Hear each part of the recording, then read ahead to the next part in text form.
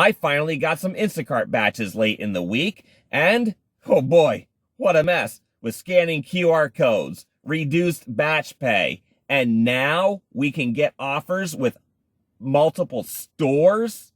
And I have answers to your questions. I'm Brian, Instacart Bulldog. Let's hit it. Trying to set up this shot with the sunshine has been a little difficult today, but here I am in Pensacola, Florida, the Sunshine State, and we've got a lot to cover. So I want to talk about first some new changes that just greeted me this weekend on the Instacart app with shopping orders at Publix. Now, when I go to checkout, they want you to scan a QR code. I was actually alerted to this just moments before I accepted a batch with this QR code feature in it. So what happened is, apparently this other shopper said that you got to scan this QR code and they don't give you a paper receipt anymore. And this is at Publix. Now, I knew where the QR code was on the screen because they have the screen that you see at the checkout where the items are listed and your price tag and all that at the end. Well, right underneath that is the QR code. Now, I've been doing very few Instacart orders for the past several weeks. So when a change rolls out, I'm not really experiencing it so quickly just because of the availability of batches in my market. So I accepted a batch, shopped the order, and went to checkout. And then when I got to checkout, I was prompted to do this. And then to do this. Well, the problem was the QR code wasn't on the screen. It said function not available, which I did not get a picture of that one. But I said, okay, what's going to happen now? This is going to be interesting. And the cashier didn't quite know what to expect next either. So I tapped on can't find QR code, and it asked me again to scan a QR code. I said, no, can't find QR code. And then it just said, no problem, swipe your payment card. So I paid with the phone, as I always do on the terminal. And then I got the paper receipt. So later in the day, I got another Instacart order at a different store. And this time the QR code worked, but I still got a paper receipt. And that cashier told me that the code was not working earlier in the day for her, which I explained to her. I ran into the same problem in another store. So it was probably a system-wide problem with Publix. So I don't know what the purpose of the scanning the QR code is, but it may become known to us more later on. I don't know. Another order that I got this weekend was a $16 order with 9 items and about a 3-mile delivery. I took it because A, it met all my criteria, short delivery, it was more than $1 an item, and I just had a good feeling about it, so I took it. So I went into the store and went to the produce section first, where I pre-shop a lot of things because the things that slow me down the most are the meat department and the produce section. And this order had a lot of produce items in it. So I figured, let me go pick the produce items first, and then that way I can just go boom, boom, boom, boom, boom once I start the timer, and then zipping through the aisles is easy for me. I get through those pretty quick. While I'm shopping, something popped up that wasn't unusual, and that was an add-on offer. And I just saw it was $13 for like 28 items, and I went, no way, So I rejected that. Then about a minute later, right before I started the actual shopping for this batch that I had accepted, I was offered this order. Heck yeah, I was going to take that. And looking at the map, I thought I knew where I was going to. Turns out I was correct. It was a well-tipping customer that I had been to several times before. You bet I was going to take this order, and I got a good rating. But before I accepted that offer, I made sure to take a screenshot of it because something jumped out at me and I didn't like it. Notice here how Instacart has reduced its batch pay to $3. Anytime that I have been offered an add-on order, the batch pay has typically been about $5. Sometimes more, again, depending on other issues with the app, but Instacart was only offering $3 this time. So that tells me that they reduced their batch pay. So now I'm concerned. Now that I'm seeing Instacart reducing its batch pay for add-on offers, how much longer will it take before Instacart reduces that $7 batch pay for all the other full service batches? And this is a good question to ask because now we're being offered multiple store batches. That's right. Instacart announced that it will begin offering batches to be shopped at multiple stores. Now, they say this is a way to increase your earnings and your tip potential and the like. I don't buy it one bit. I don't see how any of this can work out. I know a lot of other YouTubers have already said some things before me. I haven't had a chance to watch what they had to say, so I'm just going to give you my instincts. And that is, this will not work. Because I don't see how shopping an order at Publix and then let's say having to go pick up something at Walgreens where you have to shop 8 or 10 items there, and those orders don't typically go very fast. Or what am I going to do? Shop, say, an order at Safeway and then pick up something at Rite Aid, for those in other markets.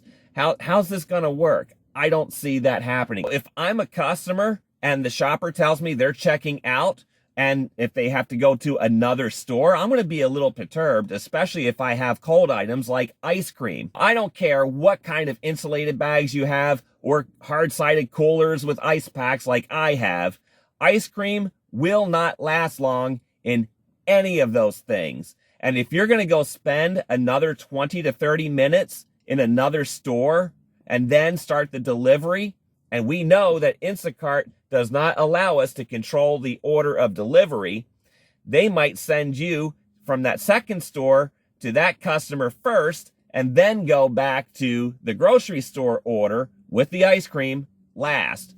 And we know that Instacart does this with triple order batches where they'll put that kind of an order last anyway. So I just see nothing but problems and complaints coming out of it. And who bears the burden of that? We do, through lower ratings and lower tips. So I have not seen any of these orders yet in my market, but I'll tell you what, if those batches are offered to me, I'm probably going to reject it. Because even if you think a shop will go easy in the second store, it probably won't. And you can bank on some sort of a problem happening or a very long wait in the checkout. I just think it's too risky. I don't recommend taking them. So I got a couple of questions in the email. One of these I could not get to respond. It's another one of those things where I can read the comment because I get the notification in the email. But when I go to reply to that comment on the comment section in my YouTube channel, it's not there. I can't respond to it. So Cannot Be Shaken asked me a very good question, actually, and it was to one of my earlier videos titled Urgent Warning, Are You Protected?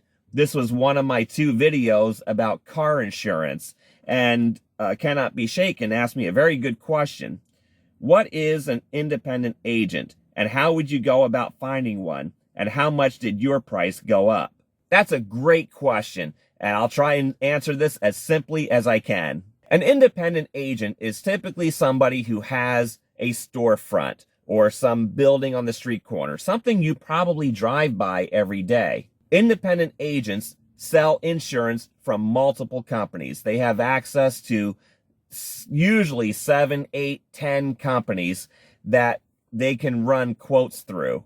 They often will have experience with some companies. They'll know who typically will underwrite what and who has lower rates here and there.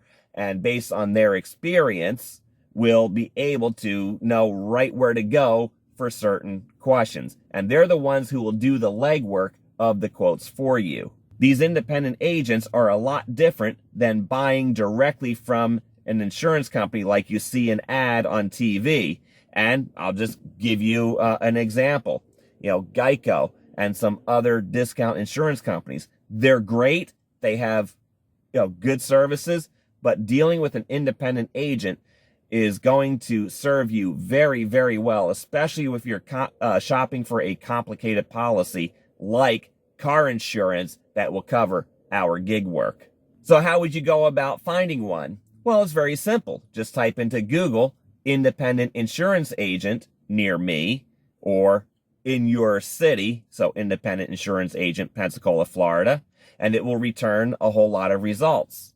And after looking at their websites and look at these insurance agents' websites, they'll put the companies that they deal with right on their website. So you'll know immediately who you may potentially be dealing with.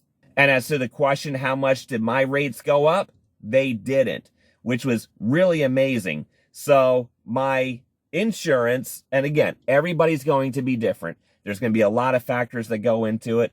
I'm fortunate. I have a clean driving record and no crash history. And there is just none for many, many years. So that has helped me a lot. Also, the age of your vehicle will have a lot to do with it, the value of your vehicle, and so on. So in my case, my rates did not go up. I did have to split out the insurance between two cars. The wife's car is on a personal policy. My car is on a commercial policy. And then we added my teenage daughter's car to the personal policy, which that sent the rates way up, but she pays for that. So in the end, it all equaled out. So really, it's not that scary to look. It could very well go up for you, but again, that's going to depend on your zip code and your state in general, what kind of policy you will have to buy, but also your zip code for those risk factors. Longtime viewer and subscriber Terry asked some very good questions on this one. This one's a little longer, and I want to break this all down because, as many of you know, I have been doing Shipt more and more. Shipt has completely replaced my Instacart income, and there's a lot of things that I really like doing about Shipt, and my experiences have been pleasant so far. Is it 100% perfect? No, but you know what? Given what we've gone through, I like Shipt a lot. So Terry wrote this comment, and it spurred a lot of thought on my part, which I will be disclosing at the end of answering all of her questions. So let's get to it. Terry says, I would like to see more videos on Shipt. I have been doing Instacart for a while, but with the recent change, I want a backup to do. I signed up for Shipt and now just waiting for an opening. Do you get to pick the target you want to work at? If you do not take a shift, can you hang out at a Target and pick up orders? What is the percentage of orders that are food compared to other items? Any issue with a lot of heavy item orders? Does the app do a good job of letting you know where the item requested is? Are the items listed in order so you are not running all over the place? How do you compare Shipt customers and tips compared to Instacart? There's a few videos for you to do, laugh out loud. Maybe ask others what questions they want to be answered. Love the way you do your videos and how you explain things, along with the humor. So would love for you to become our Shipt expert. Terry, thank you so much. Those are great, encouraging comments. And let's break these down one by one, shall we? Do you get to pick the target you want to work at? Short answer, yes. But not always. It all depends on how you're doing this. When you put yourself on a schedule with Shipt, you get to select the zones that you want to work in. So you can expect if there's a Target in this part of town, you're going to get offers from that Target store. Or if you are just waiting for open metro orders, that is where orders that are unclaimed after being offered to other shoppers land. So yes, you can pick those orders as well. So short answer is yes, you have a lot of control over what you want to accept. But you don't have to hang out at that Target store. You can just hang out right in your own home. You do not need to be anywhere near any store with Shipt. What is the percentage of orders that are food compared to other items? I would say that about 85% of the orders contain food items. Now, with some Target orders, you will get clothing items, shoes perhaps, sometimes even kitchen goods like cutting boards and small appliances, or even something from the electronics section. And there are some orders on Shipt where you'll see nothing but those other kinds of items. And in my experience, they're really not that difficult to shop for.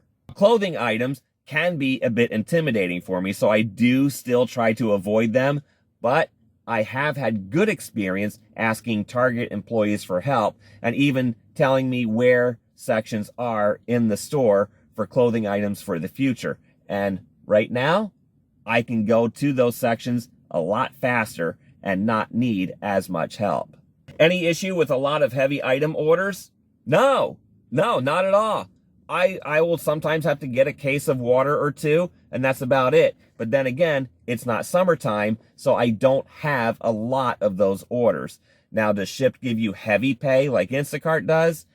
I don't think so, but the base pay tends to be based on how much time it's going to take, and I think sometimes based on the weight of those orders. So we'll see. Time will tell on that one. Does the app do a good job of letting you know where the item requested is? Yes, depending on the store. Target orders, the aisles are all marked on the app because Target owns Shipt. So they are connected with the inventory. So if the item is believed to be out of stock in that store, the customer cannot order it. They will sometimes put in a special request for that item, but if it's not in stock, chances are it will not show up on your shopping list. And the aisle numbers are very good. Not perfect, but hey, 99% of the time, I find them to be very good. The one trip up you might have are items that are located on the walls. And in Target, that is typically bottled water and some cases of soda. Also, some clothing items are on a wall too, where you won't see aisle numbers on that. You'll see it in the app, but you will not see it on the wall. So that's where you ask for help. And after one or two times, you quickly figure out, yep, that's where I'm going to look for that item. Now, in my area, Winn-Dixie stores have the aisle numbers. So that is also very helpful. And most of the time, they are accurate. So, yes, a lot of the stores will have the aisle numbers, but not all. Publix orders in my area do not have aisle numbers. Are the items listed in order so you are not running all over the place? Nah. I find myself scrolling through the list before I start shopping because in Target, a lot of the food items, which is the bulk of the orders anyway, are in the G section of the store. But all your health and beauty aid items are in the A section. And sometimes pet stuff can be in the A section as well, as same with a lot of the cleaning stuff. So you just scroll through and find the items that are in the A section, and I'll hit those first and then hit the G section, which is usually on that back end of the store anyway. How do you compare Shipt customers and tips compared to Instacart? I have to admit, I'm still learning it, but I am finding that the Shipt customers are much more responsive. It's very rare for me to deal with a non-responsive customer on Shipt orders. And as far as tips, actually, I find that for small orders, those customers tend to tip a little bit more. Like you will see Instacart have $2 tips or $3 tips. A lot of times on Shipt, those tips will be $3 or $5. And $5 is pretty common. I haven't gotten a lot of 70 or 80 item orders. The first one I did, I only got a $3 tip. And I knew I was in trouble the moment I showed up. But another order that I did, I ended up getting a great tip. So, I've gotten tips as much as $50 on Shipt. So really, it can vary. Customers, I find, can tip based on percentages. I have a couple of regular customers who I am their preferred shopper, do tip at a 15 or even 20% rate. But I do find that most Shipt customers tip right around 10%. So Terry, thank you again. All great questions. Maybe ask others what questions they want to be answered. You know what? That's great. And you also said about having other things like becoming a Shipt expert. I really do appreciate that. And you know what? That is where I do sense myself going with this channel. So I do have an announcement to make with that. And I've given a lot of thought to it. And that is changing the name of this channel that would allow me to do many more topics, because as all of you know, I do multi-app, and I've been doing a lot more food deliveries, and I've been doing a lot more Shipt orders. And I think that's going to help you and hopefully encourage you to get out and do more of those things. Get out of that comfort zone. Hey, look, I've been there. It took a lot for me to get out of my comfort zone with just doing Instacart. And boy, am I glad I did it. Now, if you're a current subscriber to this channel, you don't need to do anything. And if you click that bell to be notified of my videos, well, then it's just going to continue to come to you. So don't worry about it. Not much is going to change. You're still going to have me. I hope you find a few more visual improvements. I am working with that. I've been offered some help with a couple of graphics things where I am weak on. So I do look forward to being able to expand some horizons with this channel and to help grow this a little bit more and come out with hopefully a little more frequent content. So, it's tough to balance life with, the home life and, the wife, kids, and various things at home, and then my work and the whole day. So, these videos do take time too, which is why I really appreciate it when you appreciate those videos and encourage me. So thank you, thank you, thank you. I look forward to continuing to serve you. When I set out to do this channel back in August, my mission was to help you be as successful as I have been. I want my successes to be your successes.